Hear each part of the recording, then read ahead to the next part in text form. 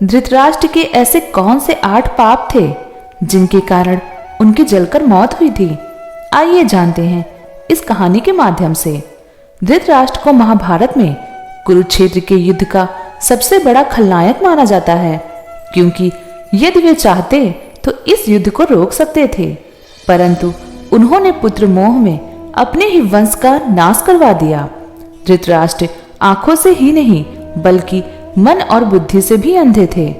उन्होंने अपने जीवन में वैसे तो कई पाप किए थे, लेकिन हम आपको बताएंगे उनके द्वारा किए गए 8 घोर पापों के बारे में। आइए जानते हैं उनका पहला पाप, गांधारी के साथ धोखा। भीष्म ने धृतराष्ट्र का विवाह गांधार की राजकुमारी गांधारी से कर दिया था। गांधारी को जब यह पता चला कि मेरे पति अंधे हैं, तो उसने भी आंखों पर पट्टी बांध ली।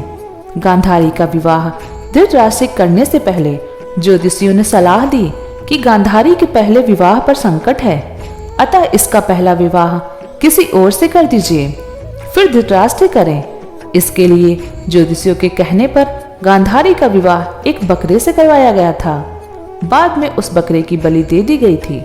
कहा जाता है कि गांधारी को किसी प्रकार के प्रकोप से मुक्त करवाने के लिए ही ज्योतिषियों ने यह सुझाव दिया था। इस कारणवश गांधारी प्रतीक रूप में विधवा मान ली गई और बाद में उनका विवाह धृतराष्ट्र से कर दिया गया। आइए जानते हैं दूसरे पाप के बारे में, गांधारी के परिवार को जेल में डालना। गांधारी एक विधवा थी। जब महाराज धृतराष्ट्र को यह बात पता चली तो वे बहुत क्रोधित हुए। उन्होंने समझा कि गांधारी का पहले किसी से विवाह हुआ था और वह न जाने किस कारण मारा गया।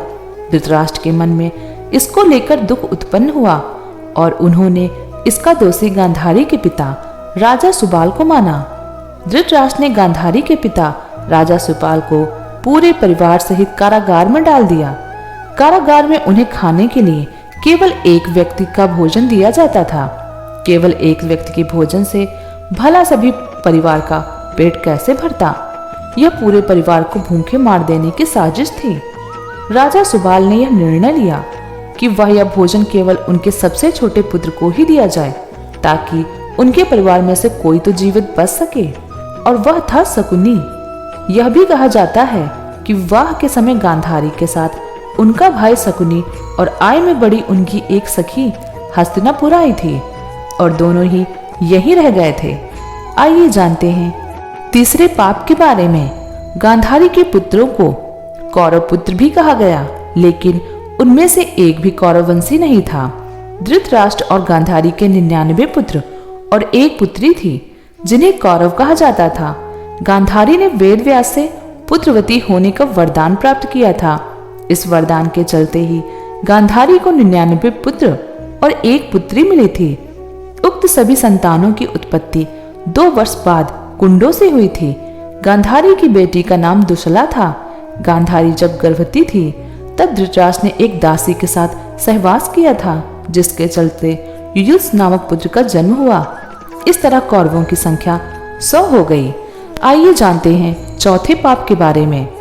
पुत्र मोह में धृतराष्ट्र पांडवों के साथ अन्याय कर रहे थे, लेकिन राजा और राज सिंहासन के प्रति निष्ठा के चलते भीष्म उनके साथ बने रहे। धृतराष्ट्र ने अपने पुत्र मोह में सारे वंश और देश का सर्वनाश करा दिया। धृतराष्ट्र चाहते तो वे अपने पुत्र के हठ और अपराध पर लगाम लगा सकते थे, लेकिन उन्होंने ऐसा कुछ नहीं किया और दुर्योधन को गलती पर गलती करने की अप्रत्यक्ष रूप से छूट दे दी। पांडवों के साथ हुए अति अन्याय के चलते ही महाभारत युद्ध हुआ। राज सिंहासन पर बैठे धृतराष्ट्र यदि न्याय करता होते तो यह युद्ध टाला जा सकता था। विदुर ने कई बार धृतराष्ट्र को नीति और अनीति के बारे में बताया, लेकिन धृतराष्ट्र ने जानबूझकर विदुर की बातों को नजरअंदाज किया। आइए जानते हैं 5वें पाप के बारे में।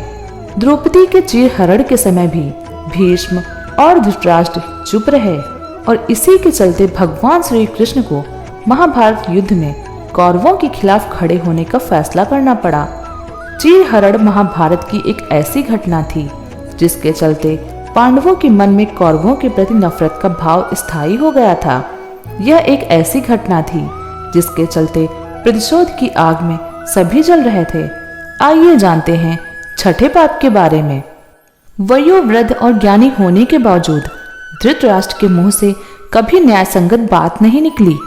पुत्र मोह में उन्होंने कभी गांधारी की न्यायोचित बात पर ध्यान नहीं दिया। गांधारी के अलावा संजय भी उनको न्यायोचित बातों से अवगत कराकर राज्य और धर्म के हितों की बात बताता था, लेकिन वे संजय की बातों को नहीं मानते थे। वे हमेशा ही शकुनी और दुर्योधन की बातों को ही सच मानते थे। वे जानते थे कि यह अधर्म और अन्याय कर रहे हैं, फिर भी वे पुत्र का ही साथ देते थे। अधर्म का साथ देने वाला खलनायक कैसे नहीं हो सकता। आइए जानते हैं सातवें पाप के बारे में। युद्ध का अंत हो चुका था और पांडुपुत्र भीम ने धृतराष्ट्र के पुत्र दुर्योधन का वध कर दिया था। इसको लेकर धृतराष्ट्र के मन में क्रोध और बदले की भावना प्रबल हो उठी थी। अतः मौका पाकर धृतराष्ट्र भीम को मार डालना चाहते थे।